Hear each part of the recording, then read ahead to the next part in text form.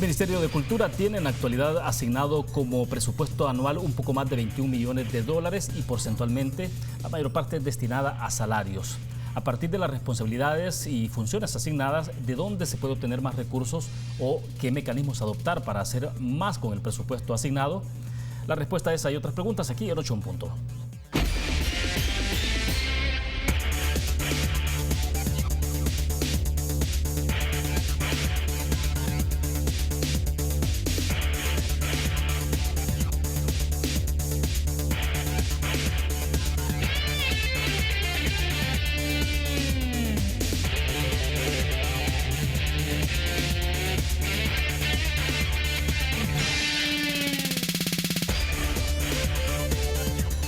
Buenas noches, bienvenidos a 8 en Punto. Gracias por estar con nosotros a esta hora y cerrar con nosotros la semana. Estamos en viernes y siempre es un agrado que usted nos acompañe.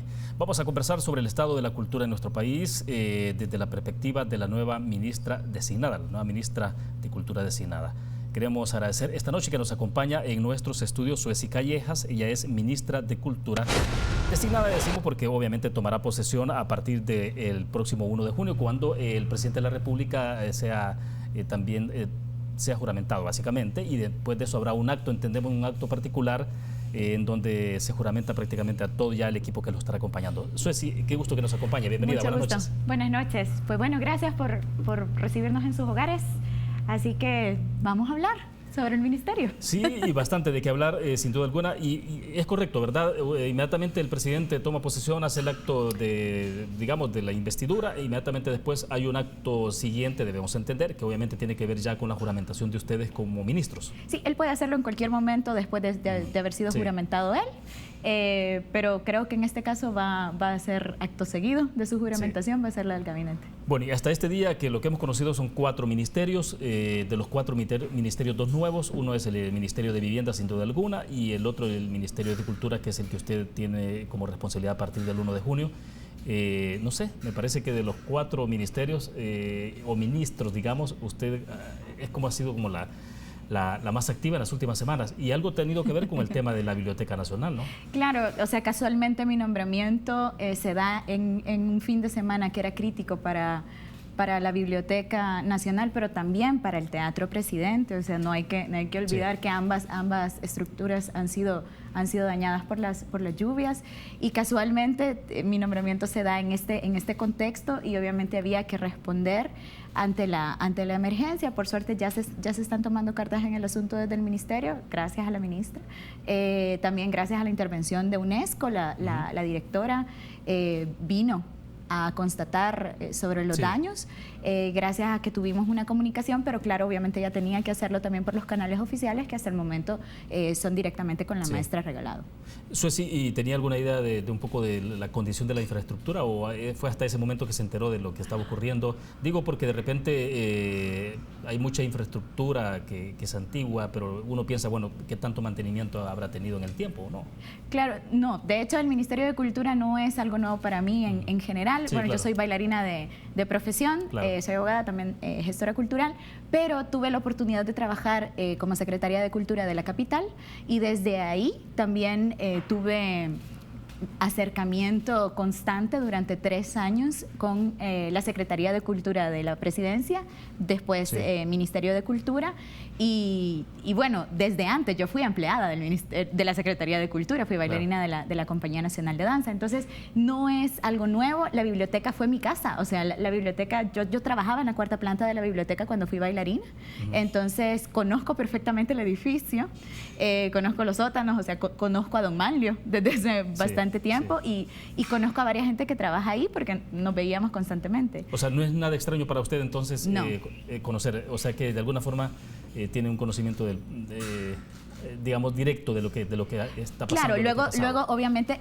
el Ministerio de Cultura, aunque no lo tenemos tan claro, digamos, en el día a día, pero es una institución que maneja una infraestructura a nivel nacional, en lo largo y lo ancho, desde las casas de la cultura, los teatros nacionales, San Miguel, Santa Ana, San Salvador, el Palacio Nacional también es parte de la infraestructura que administra el Ministerio de Cultura.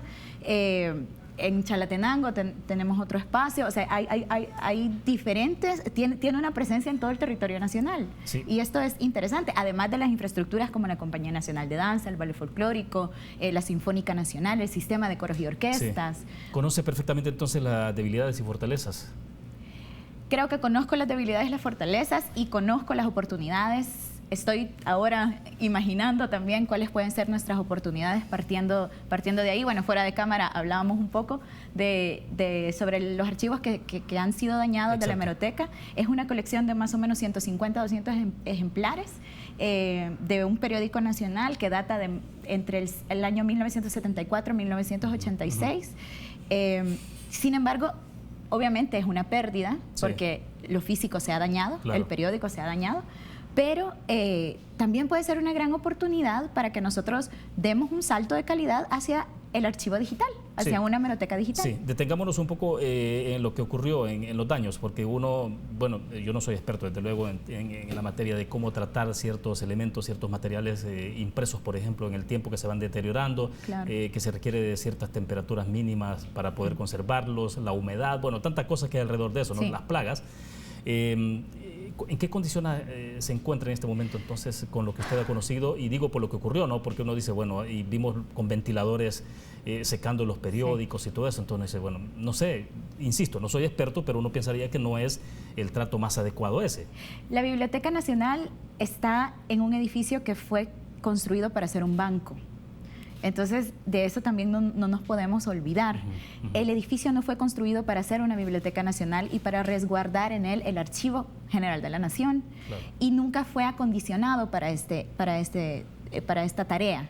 Entonces, obviamente, no se le ha dado un mantenimiento de años. No necesariamente tiene que ser la administración que está en este momento no le dio el mantenimiento adecuado, la anterior y la anterior. Entonces es básicamente un problema que se ha ido heredando en cada una de las administraciones.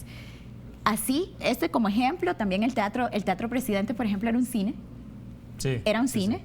Que luego se convirtió en un teatro a falta de equipamiento cultural. Se decidió que se convirtiera en un teatro, pero nunca se le dio el tratamiento adecuado para convertirlo en un teatro, sino que se acomodó un poco y luego se fue utilizando por la necesidad y porque creo que los salvadoreños hacemos eso de, bueno, para salir en este momento, pero lo que era algo de emergencia se convirtió en algo permanente. Vaya, pero entonces eso refleja de alguna forma una cultura de improvisación. Sí. Hemos sufrido una cultura de improvisación desde la gestión del propio ministerio, antes Secretaría, antes Consejo Nacional para la Cultura y las Artes. Sí, porque comienza como con cultura, ¿no? Desde antes, ¿no? Es interesante. Nosotros, en El Salvador, nosotros tuvimos un Ministerio de Cultura, por allá de los 60s, 70s, y luego se hizo una reforma y se convirtió en un Consejo Nacional para la Cultura que se alojó dentro del Ministerio de Educación.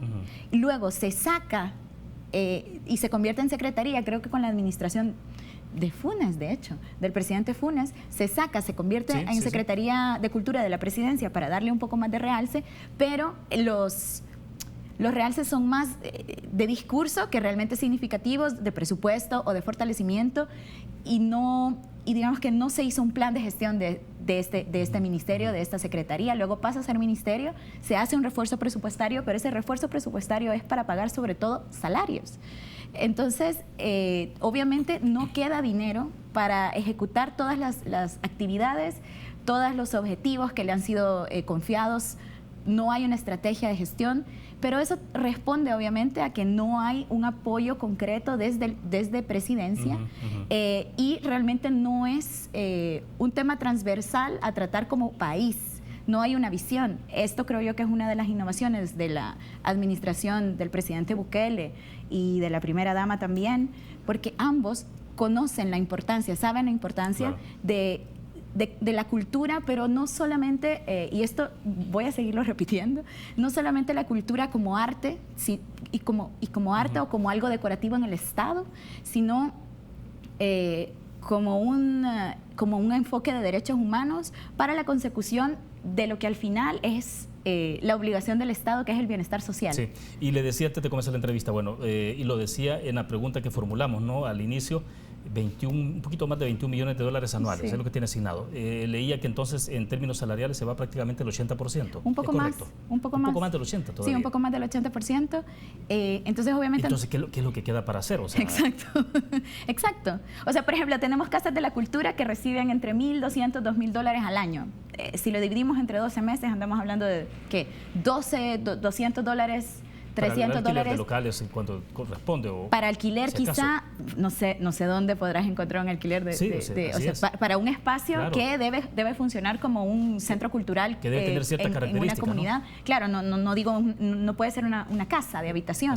Tiene que tener unas características propias. Evidentemente, sí hay mucha frustración dentro del ministerio porque muchos de los empleados que están ahí también se ven coartados a poder ejercer sus funciones debido a la falta de presupuesto. Todo el tiempo es una falta de presupuesto y nosotros también lo vivimos desde la capital. Cuando estábamos implementando el plan de rehabilitación del centro histórico, a veces las negativas de los permisos o de las acciones en general, desde la Secretaría, que era nuestra contraparte, eran sobre todo porque no había presupuesto. Entonces nosotros empezamos a suplir esta falta de presupuestos desde la alcaldía, que era, en su momento era un poco paradójico porque al final nosotros obviamente teníamos la gestión, de la ciudad y como una visión innovadora del alcalde en ese momento, ahora el presidente Bukele, pero en los otros países donde sí se invierte, no hay un país desarrollado donde no se invierta en la cultura, donde no se invierte en una gestión cultural desde lo nacional y desde lo público. Entonces, si esa gestión no es fuerte y no es realmente uno de los objetivos principales desde el presidente, que es el jefe, entonces se nota muchísimo en esta improvisación, se nota mucho en que no hay protocolos de respuesta de emergencia, se nota muchísimo en que no hay digitalización de archivos, en que los lugares improvisados desde hace 40, 30, 50 años y siguen funcionando como ese momento de improvisación, ¿no? Digo, y cuando hablamos del presupuesto y que se va más del 80% del salario, uno dice, bueno, es una verdadera fábrica de empleo. Pero, ¿qué es lo que o sea, insisto en esa pregunta, ¿no? Eso es porque ¿qué es lo que se puede hacer en términos, entonces, pues sí, puede haber mucha voluntad, pero también se requiere de fondos. Claro. Entonces, ¿cómo hacer para conjugar y cómo hacer para que el Ministerio de Cultura entonces no sea una especie de elefante blanco? Hasta el momento ha sido una especie de elefante blanco. Creo que lo importante es poder tener planes claros, estrategias claras y que el Ministerio de Cultura no debe ser un lugar en donde solamente vamos a contratar personal, sino que este personal realmente, los empleados públicos deben estar en función de cumplir con los objetivos que un plan estratégico, no solo quinquenal, sino que realmente se pueda seguir trabajando en las siguientes administraciones para cumplir objetivos país. Entonces, si empezamos a ver desde este momento la gestión cultural de esta plataforma nacional, entonces nos ponemos claros un plan de trabajo por resultados. Eso es súper importante para que la ciudadanía vea y sienta y además pueda proteger este ministerio, porque hoy por hoy el Ministerio de Cultura podría ser prescindible y ha sido prescindible claramente desde las otras administraciones, y no solamente hablo de las administraciones de los gobiernos de izquierda, sino también las de derecha anteriores, porque claramente no ha habido un apoyo presupuestario. Perfecto. Debo hacer la primera pausa comercial. Cuando regresemos retomamos ese tema y me interesa que hablemos un poco también, Suesi, sobre esta parte que tiene que ver con la masificación de la cultura en el país y se plantea esto siempre como un desafío futuro. Vamos a una pausa.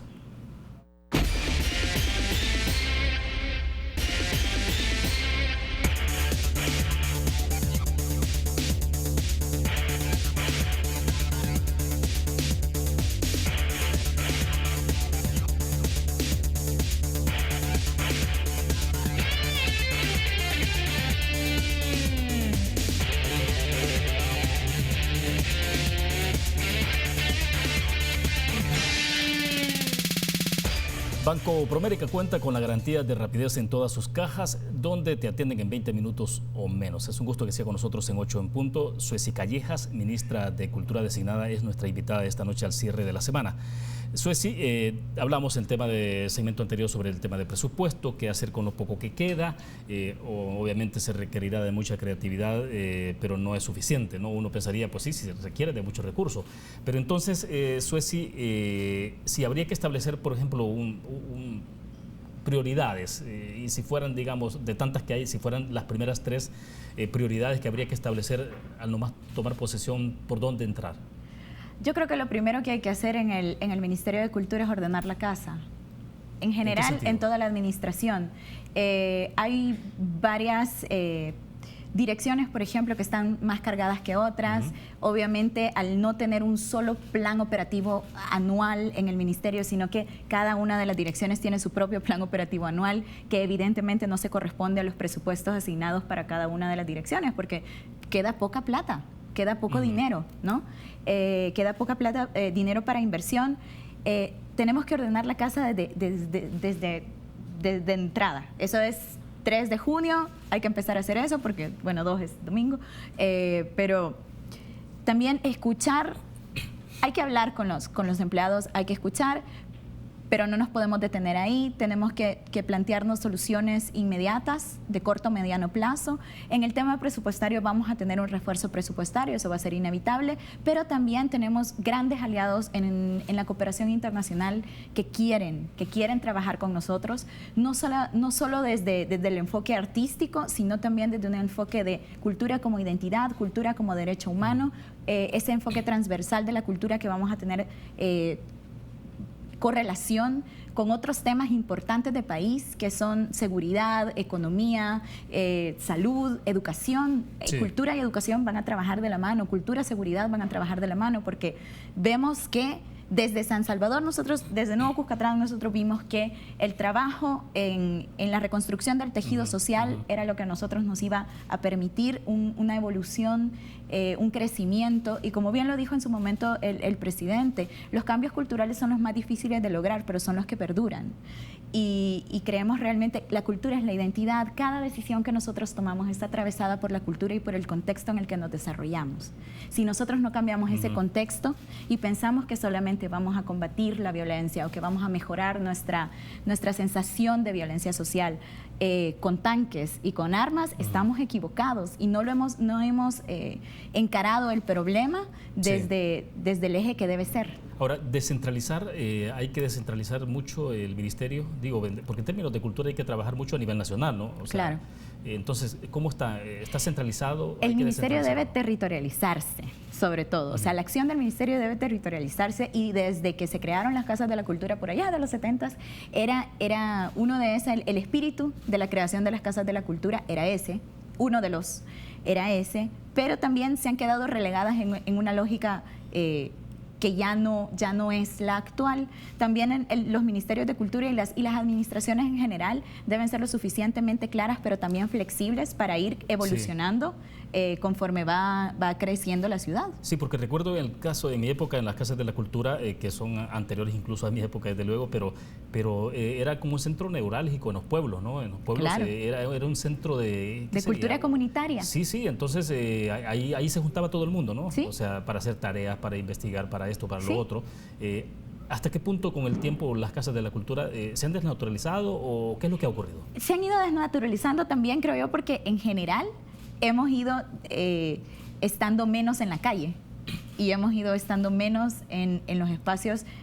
Cuando hay espacios de encuentro, entonces vemos comunidades que tienen tejidos sociales fuertes, ¿no? Pero precisamente nuestro problema de violencia social está bastante ligado al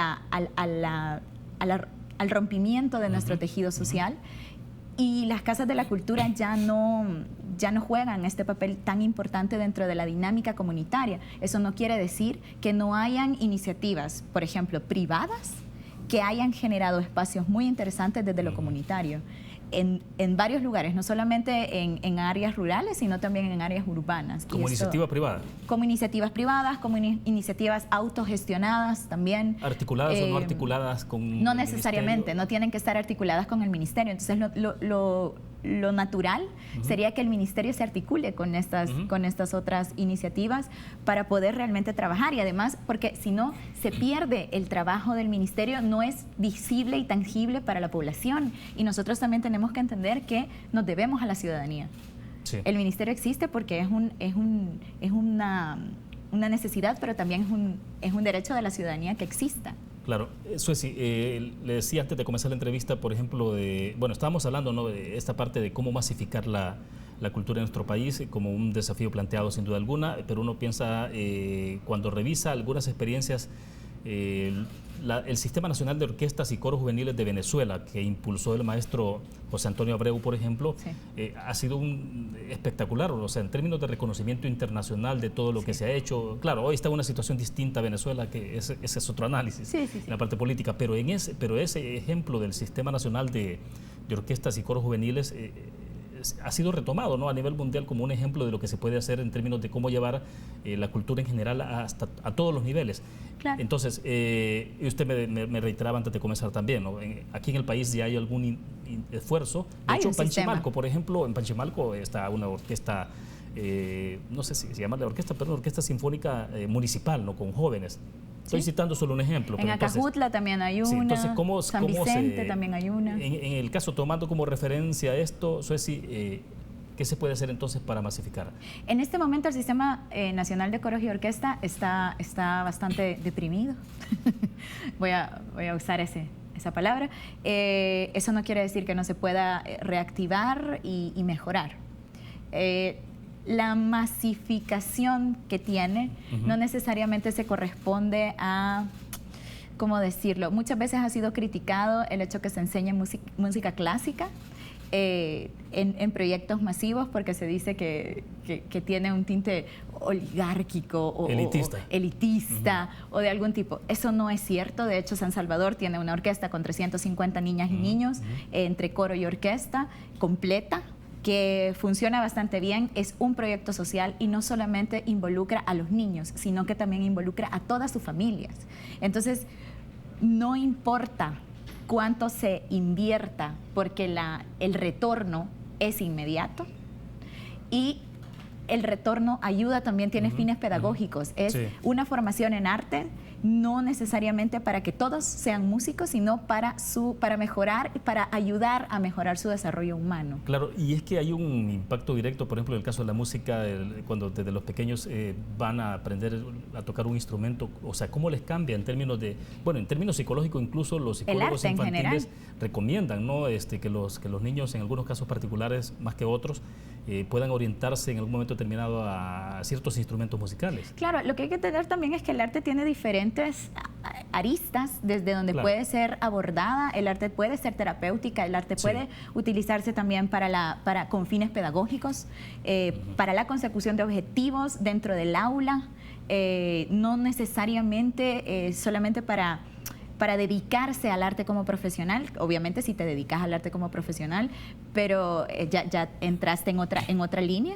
Pero también estamos hablando que el arte en general, sea cualquiera de las ramas que se practiquen desde pequeño, te ayudan a tu desarrollo y tu desempeño como persona.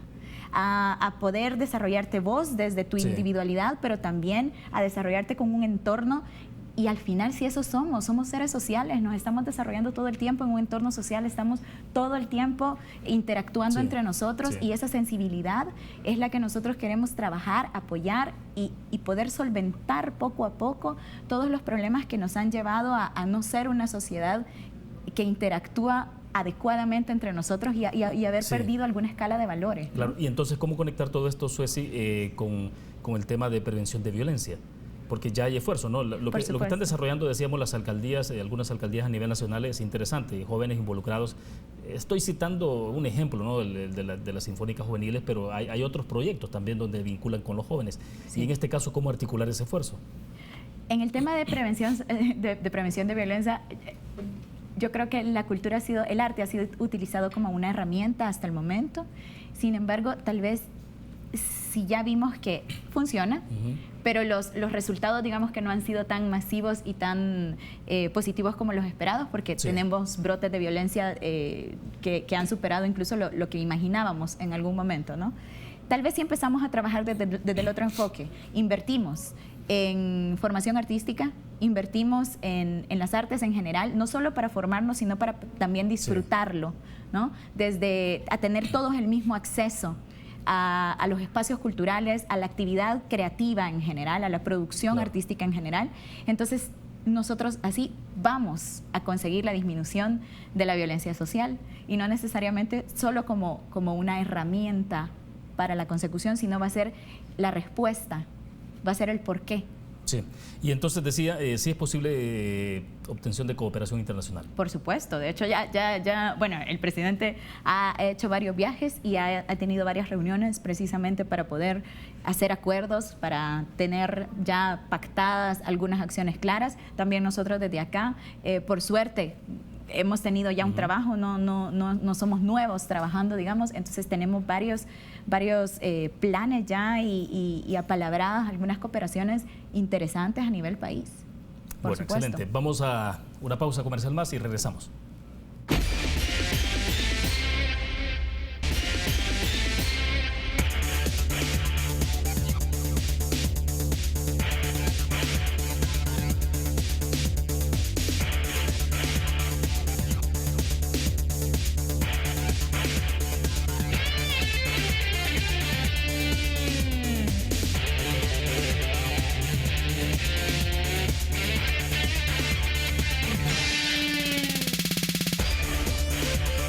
Bien, hablamos en los segmentos anteriores un poco sobre el tema de qué es lo que le da identidad a los países, a las sociedades en todo el mundo, ¿no? Entonces, la cultura. En el caso, sí, lo decía usted, entonces la cultura, entonces eso sí, ahí entran, por ejemplo, otros ministerios. Uno piensa de inmediato todo el esfuerzo que puede haber con el Ministerio de Turismo, ¿no? Claro. Están articulando muchos esfuerzos. Justamente en el segmento pasado estábamos viendo algunas imágenes de lo que se hace. Por ejemplo, hubo recientemente la actividad de ¿cómo se llama?, de Las Palmas en Panchimalco. Cuando uno habla con el ministro de Turismo también siempre piensa un poco de cómo hacen ese esfuerzo por coordinar cuando vienen extranjeros para la Ruta de las Flores, algunos municipios que tienen ciertas cualidades particulares, cómo promocionar el tema de marca país. Entonces, ¿cómo entran en ese esfuerzo? Bueno, lo interesante de cultura y turismo es que cultura tiene todo el manejo del recurso y turismo debe saber hacer un marketing a nivel nacional e internacional para que sea atractivo y atraer la inversión y atraer a los turistas para que vengan a visitarlo. En el caso de los parques y sitios arqueológicos, por ejemplo, yo creo que la inversión no ha sido enfocada hacia precisamente la conservación, hacia las excavaciones. Nosotros tenemos una riqueza impresionante en este país. Pero más allá de ser solamente El Salvador impresionante porque tenemos unas olas muy interesantes o porque tenemos una gastronomía interesante, no hemos todavía explotado esa potencialidad. Creo que nosotros como salvadoreños una de las cosas que tenemos que somos competitivos a nivel mundial es nuestra gente y nuestra cultura. Y no hemos sabido explotarlo, no hemos sabido todavía cómo poder tomar esta producción artística y poderla exponer y exportar de la mejor manera desde el gobierno también, creando el ecosistema para que los emprendedores salgan. Pero, por ejemplo, la mayoría de gente acá sale de vacaciones y viene maravillado de los sitios como Machu Picchu, como Tikal, como Copán. Sí, claro. Pero nosotros tenemos sitios interesantes, tal vez no exactamente con las mismas características de estos otros sitios, pero también con una historia muy rica. El Salvador fue una tierra de paso que tiene diferentes vestigios de diferentes civilizaciones, de diferentes culturas. Nuestra cultura, nuestra identidad es lo que nosotros más podemos exportar y lo que nosotros más podemos sentirnos orgullosos. Y realmente eso es lo que todavía no hemos sabido explotar, pero vamos a explotarlo, por supuesto. Ahora, todo esto ha pasado también, siempre volvemos al tema de recursos, de tener condiciones, ¿no? Claro, pero no todo, o sea, mucho es la innovación, se hace poniendo toda tu creatividad. Uno innova sobre lo que ya está hecho. No creas, no solo es crear nada nuevo, ahora ya no hay nada nuevo, ya está, todo está. Entonces, básicamente la innovación que hay que hacer es sobre nuestra propia creatividad. si somos artistas, hay que poner esa creatividad en servicio del país. Y de esa forma es que nosotros vamos a generar una gestión diferente en un Ministerio de Cultura. Imagínate que el propio Ministerio de Cultura tiene una gestión completamente típica, poco creativa. Entonces realmente es un poco paradójico porque somos cultura, deberíamos ser los primeros creativos en innovar cada día y en innovar sobre la falta de recursos. Los recursos yo creo que nunca van a ser, nunca nos va a sobrar. En general creo que nunca nos va a sobrar y por tanto, por más refuerzos que nos hagan, siempre vamos a pensar que nos hace falta más.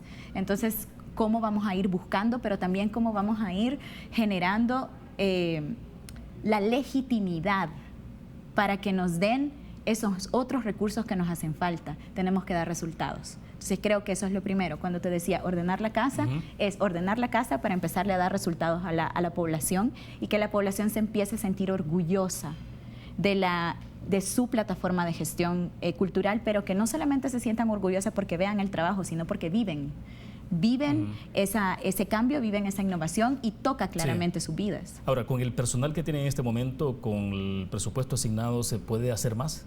Yo creo que sí. Yo creo que sí, siempre y cuando el personal quiera, siempre y cuando los empleados puedan entrar dentro de esta lógica. Siempre y cuando las personas que saben que digamos, no están en esta lógica de cambio, no están en esta lógica de una nueva administración y no están en esta lógica de sumar y no restar, porque no me suman a mí o me restan a mí o no me suman a mí o le restan al presidente. No es una cosa personal, es una cosa para legitimar nuestro propio trabajo como gestores culturales desde la nación. Creo que cualquier persona que no esté dentro de esta lógica debería retirarse. Pero si todos entramos dentro de una lógica, vamos a formar un equipo que vamos a tener varios orgullos de la mano del presidente, pero también nosotros mismos haciendo bien nuestro trabajo. Y cuando la gente nos felicite por hacer bien nuestro trabajo, creo que nos vamos a sentir bastante dignificados. Ahora, ¿hay que abordar la parte estrictamente salarial o de número de personal en el ministerio?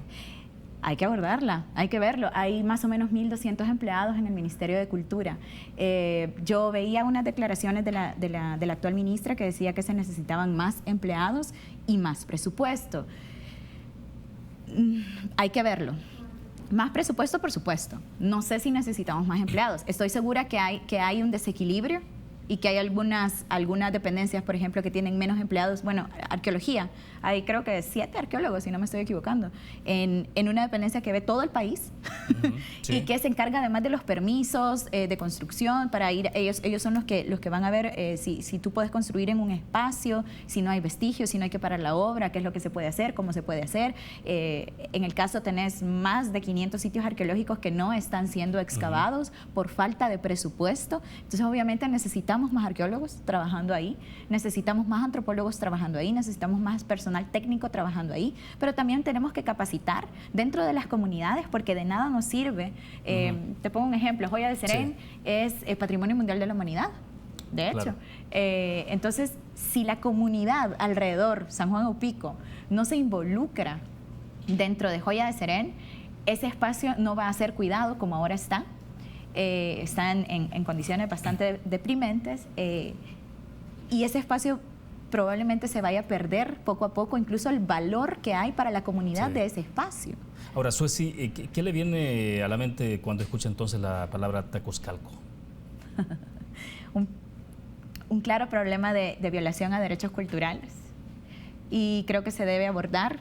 También nosotros vamos a entrar, yo me tengo que informar más sobre ese caso.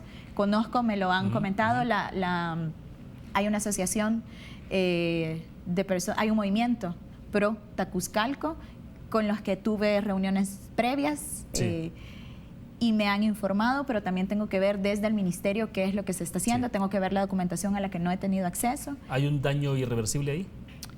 Hay un daño irreversible en parte porque la construcción ya se hizo en una gran porción del terreno. Sin embargo, todavía puede rescatarse la parte más importante, donde hay un espacio ceremonial, entiendo que todavía no se ha tocado.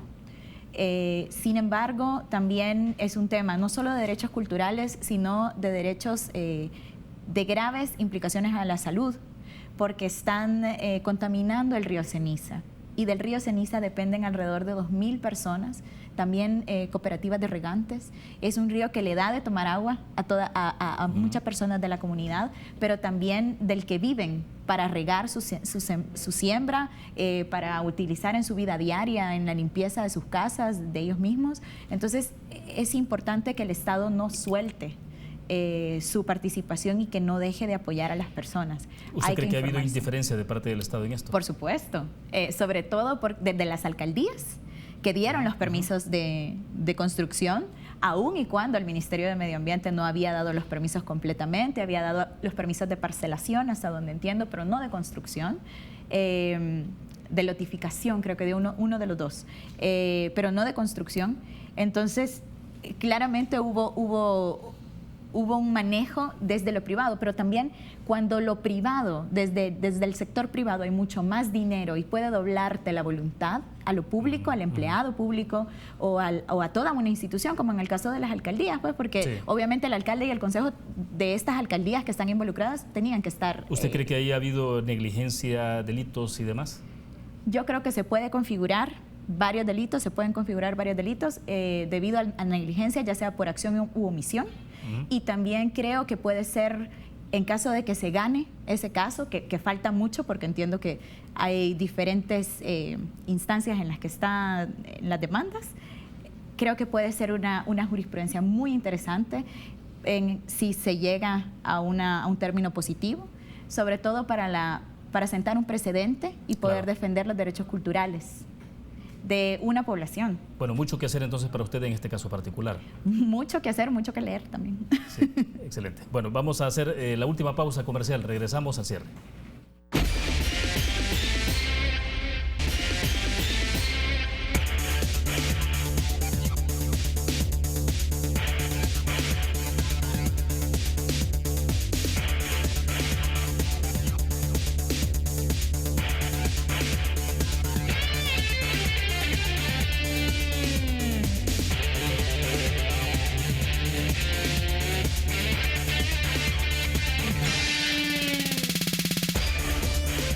Estamos al cierre de 8 en punto. Ministra, es imposible que dejemos de hablar del Zoológico Nacional. Digo, o sea, tiene esas cosas ahí como, no sé si son papa caliente, pero bueno, lo tendrá ahí de inmediato, ¿no? Lo tenemos ha habido un poco de discusión, ¿no? En este tema, qué hacer con el zoológico. Se requiere que, entonces, volvemos a un tema, ¿no? Que es un círculo vicioso ahí con el tema de más presupuesto, tener más voluntad, más disposición. ¿O qué hay que hacer en la medida extrema, cerrar el Zoológico Nacional? Nunca se ha hablado de un cierre del espacio como parque nacional, nunca. Se ha hablado de un cierre del espacio como lugar de exhibición de, sobre todo, animales de gran volumen, tamaño, que requieren de un cuidado bastante técnico y especializado y que claramente no se les ha dado hasta el momento. En general, la postura del presidente, que es la que yo comparto y la que yo he comunicado, es, y bueno, también la mía, tanto personal como técnica, nosotros estamos en contra del maltrato animal. Nosotros creemos, y lo vemos desde un enfoque biocéntrico de respeto a la vida en todas sus formas. Esto incluye a los animales. Y también creemos que el Estado es el garante de la protección de los derechos de los animales. Por tanto, a pesar de todas las teorías que han querido poner en contra de esta decisión, nosotros en ningún momento hemos hablado ni de soltar a los animales libres por la calle, porque esto sería realmente ridículo. Son animales que han nacido en cautiverio, muchos de ellos se han criado en cautiverio, no pueden salir mañana a la sabana africana, no va a pasar, se los van a comer en 3 minutos. Eso no es así, sino que nosotros hemos hablado de transitar a estos animales a otros espacios en donde puedan estar mejor cuidados y en donde puedan tener una mejor vida, de mejor calidad de vida, que es al final lo que todos los salvadoreños estamos buscando para nosotros mismos. Entonces no encuentro la lógica en negarle una calidad de vida decente hasta el final de su periodo. Los animales viven un tiempo, como todos nosotros, tienen una esperanza de vida. Cuando viven en cautiverio, la esperanza de vida obviamente se alarga porque no tienen todos los peligros de la vida silvestre, pero obviamente también necesitan un cuidado. El Zoológico Nacional hice mi tarea. Desde más o menos 2006 ha tenido varios decesos. Entre 2014 y 2015 se murieron aproximadamente 130 especies, entre mamíferos, aves y reptiles. Se murió Gustavito en 2017, si no me equivoco. Que han sido los casos más sonados, justamente. Ha sido los casos más sonados. Se murió la osa también fíjate, se murió la osa porque le pusieron mal una inyección y se le infectó la pata y se murió. Luego se murió un bebé león hace unos años también, porque tenía 5 días de nacido, ingirió alimento sólido, no podía comer alimento sólido, se murió. La mayoría de animales que se han muerto por enfermedades gastrointestinales. Eso te da también un parámetro de que la comida no es la adecuada o la calidad de la comida no es la adecuada. Y también por deshidratación. Te da también un panorama, sin ser muy experto en el tema, que quizá el lugar donde están o la hidratación que tienen, el cuidado que tienen no es el adecuado. No estamos hablando de cerrar el zoológico mañana, el 3 de junio, cerrado el zoológico, nadie entra. Esto va a tener un proceso. También estamos hablando de un plan de infraestructura, de recuperación de la infraestructura cultural, en donde está también el zoológico, unir el zoológico. Tenemos un plan para unir el zoológico nacional con el Saburirao que está al lado, probablemente también con el cuartel del Zapote que está enfrente. O sea, puede haber ahí un circuito, digamos. Todo un circuito cultural que es al final lo que nosotros queremos es que la gente siempre tenga la posibilidad de disfrutar de su vida al aire libre en una infraestructura nacional, con el acceso que el Estado debe ofrecer, con la adaptabilidad que el Estado debe ofrecer. Claro, ¿no? Y con la necesidad que tiene este país, la sociedad, de tener lugares, bueno, cuando se habla de esparcimiento, por ejemplo, de tener parques y en este caso de conocer, de hacer conciencia. Claro, de hecho nosotros tenemos muchos parques en administración, también tenemos en administración el parque infantil, que está lleno de la añoranza de muchos de nosotros. Bueno, mi mamá ama el parque infantil, se recuerda del parque infantil, de estos buenos momentos del parque infantil, en donde era de verdad que todas las tardes, los sábados, domingos, tus papás te llevaban al parque infantil. Yo tengo recuerdos un poco más cercanos, a mí me llevaban al parque de la familia a patinar. Entonces, ¿Y el parque de la familia, por cierto? Es del Ministerio de Hacienda, creo. ¿Pero está en transición? Queremos hacer una transición para el Ministerio de Cultura, es algo que nosotros hemos hablado dentro de la administración, pero vamos a ver. ¿El Parque de la Familia está en el circuito de Puerta del Diablo, el Balboa? Está en un circuito realmente importante. Puede ser estratégico, ¿no? Muy estratégico, o sea, los planes de renderos es un lugar que el fin de semana casi no cabe la gente. Y también te das cuenta de que si casi no cabe la gente es porque toda la gente está buscando un espacio donde tener un sano esparcimiento. La vida pública es necesaria. Y a veces con iniciativas tan pequeñas, por ejemplo, claro, un problema de planes de renderos, lo digo por conocimiento de causa, es el tráfico. El parqueo. Sí, no hay, o sea, y todo porque todo el mundo quiere llegar al estacionamiento que está a la parte de la pupusería, entonces se hace un tráfico monumental ahí en los días feriados, y que justamente uno lo ha observado, ¿no? Cómo ha ido modificándose eso, pero ¿por qué no entrarle a un esfuerzo coordinado de todos los ministerios para hacer eso y darle algo que está a 25 minutos de la capital? Pero fíjate que no solo son los ministerios, sino que también es un esfuerzo coordinado con las comunidades que son las que viven los problemas día a día. Yo también viví en los planes de renderos, entonces yo sé de esto. ¿Lo conoces? Conozco. Pero las comunidades que son las primeras afectadas, si te cobran la entrada al Parque de la Familia y tú sos una familia salvadoreña que vive con 1 o 2 sueldos mínimos y tenés 3 hijos, si te cobran a $1 o $1.50 la entrada de ese parque, entonces tú ya se te reducen las posibilidades y se te reduce el acceso. Exacto. Conocí directamente lo que ocurrió, por ejemplo, con el Parque Balboa. Una vez que se le colocó la parte perimetral, ¿no? Con la tela ciclón y todo lo demás, antes llegaba la gente, se ubicaba a un ladito y ahí colocaban sus hamacas en los árboles, con sus familias, ahí pasaban. Claro, no pagaban, ¿no? Pero una vez que se cerró todo esto, posiblemente esté mejor internamente, pero ya esta gente que llegaba de escasos recursos... ¿Te quitan el acceso? Sí, ya no llegó. Así de fácil. Ya no tiene un momento tranquilo. Fíjate, todo quien ha podido viajar, siempre estamos como viendo hacia afuera, pero no implementamos todo eso bonito que vemos afuera hacia adentro. Todos dicen, hay Central Park, por ejemplo, que es como súper famoso. Yo no he tenido el gusto de ir a caminar por ahí. Para caminar y andar en bicicleta. Para caminar, para andar en bicicleta, para hacer un picnic, como sea. Retiro, en Madrid. Está en medio de la ciudad, pero es un pulmón realmente para esta ciudad, en donde tú vas, caminas, o vas a no hacer nada. Vas a sentarte a ver el paisaje.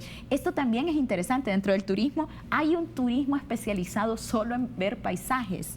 Pero claro, para que tú como país puedas vender eso, también tenés que cuidar el paisaje para que sea uno de tus recursos a vender, ¿no? Claro. Entonces, obviamente, lo que nosotros estamos proponiendo es un plan para poder innovar este espacio, para poder darle una vida digna a estos animales, y si hay que transitarlos hacia otros espacios, sea otros zoológicos de la región, sea otras reservas naturales de la región. Nosotros solamente estamos en contra del maltrato animal, y creo que es lo único que podemos y debemos explicar. Estamos en contra del maltrato animal, no vamos a seguir tolerando que se sigan maltratando los animales, y menos desde la propia administración. Sí. No es posible que lo toleremos. Entonces, Fiscalía tiene abierto varios casos, expedientes que todavía, gracias, que no ha terminado, que no han cerrado sobre las muertes de todos estos animales. No hay una explicación lógica o engranada sobre por qué se han muerto, más allá de simplemente se murieron. Sí. Por tanto, no hemos dicho, nosotros estamos hablando de un plan de recuperación de este espacio, así como hicimos un plan de recuperación del centro histórico, así podemos hacer un plan de recuperación de toda nuestra infraestructura cultural, pero también desde lo identitario y desde la añoranza, desde el cariño que le tenemos al espacio público. Excelente, se nos ha ido el tiempo, nos hace falta más tiempo para conversar, así que le dejo la invitación abierta para más adelante, cuando ya tome posesión, entonces. Claro que sí. Sueci, y nos acompaña, podemos hablar un poco más de esto, es interesante los temas, así que le dejo abierta la invitación para que pues muchas gracias obviamente a toda la gente que nos abrió las puertas en sus casas. Sí, perfecto, excelente, gracias por acompañarnos esta noche, gracias también a ustedes que estuvieron con nosotros durante toda la semana. Nos vamos a ver el próximo lunes, estaremos conversando un tema muy importante también que tiene que ver con la situación del transporte de carga en nuestro país y a nivel centroamericano, una situación de crisis que se ha generado, así que hablaremos de eso el próximo lunes. Que descansen el fin de semana, nos vemos pronto, buenas noches.